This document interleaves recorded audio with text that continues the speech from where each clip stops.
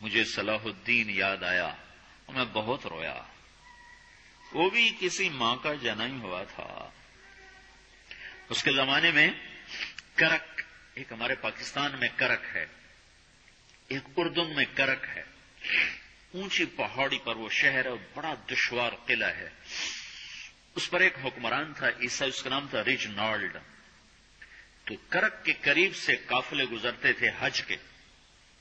تو اس نے ایک دفعہ حاجیوں کے قافلے پہ حملہ کیا اور کہنے لگا بلاؤ اپنے محمد کو تمہاری مدد کرے، اور سارے حاجیوں کو تحقیق کر دیا.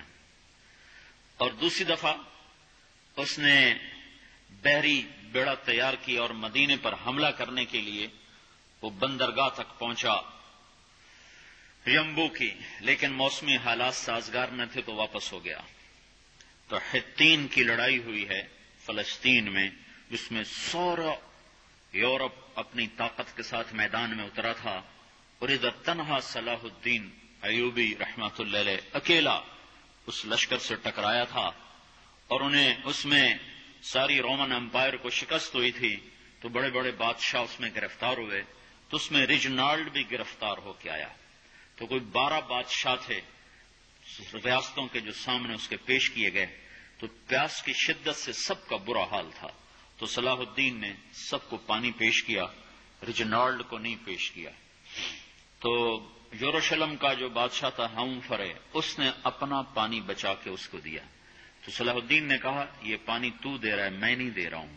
اسلام میں یہ ہے جب کسی کو پانی پلا دو تو اس پہ تم ہاتھ نہیں اٹھا سکتے، یہ امن کی نشانی ہے. تو صلاح الدین نے فوراً اسے کہا یہ پانی تو نے دیا، میں نے نہیں دیا. تو پھر انہوں نے ریجنالڈ کو اسلام کی دعوت دی کہ تو مسلمان ہو جا، میں تجھے دعوت دیتا ہوں. اس نے انکار کر دیا، کہا میں نہیں ہوتا. تو انہوں نے کہا میں نے تیرے قتل کی 2 دفعہ قسم کھائی تھی. ایک جب تو مدینے پہ حملہ آور ہوا تھا تو میں نے قسم کھائی تھی میں تجھے اپنے ہاتھوں سے قتل کروں گا.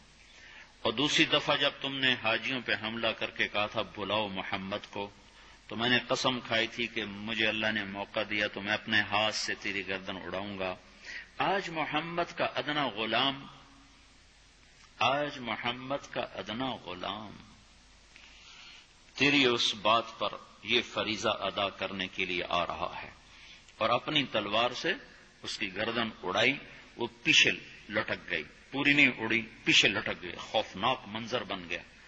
تو سارے بادشاہوں پہ کپ کپی طاری ہو گئی. تو صلاح الدین فرمانے لگے ہمارے مذہب میں یہ نہیں ہے، بادشاہوں کے ساتھ ہم بادشاہوں جیسا ہی سلوک کرتے ہیں. پر یہ حدود سے آگے چلا گیا تھا. اب مجھے یہ قصہ بھولا ہوا تھا، مجھے انہی حادثوں میں، انہی ہنگاموں میں وہ یاد آیا. تو بعض تنہائیوں میں بیٹھ کے بے بسی کے آنسو بہ جاتے ہیں، اور اس کے سوا کوئی چارہ نہیں ہے. ہماری ساری نسل موسیقی میں ڈوب چکی ہے. جو بدن سرتال پہ تھرکتے ہوں، جو بدن موسیقی کے اوپر ہلتے ہوں، رقص میں آتے ہوں، ان پہ کانٹے ہی اگیں گے. ان پہ صلاح الدین کا پھول نہیں اگ سکتا، ان میں محمد بن قاسم کے پھول نہیں اگ سکتے.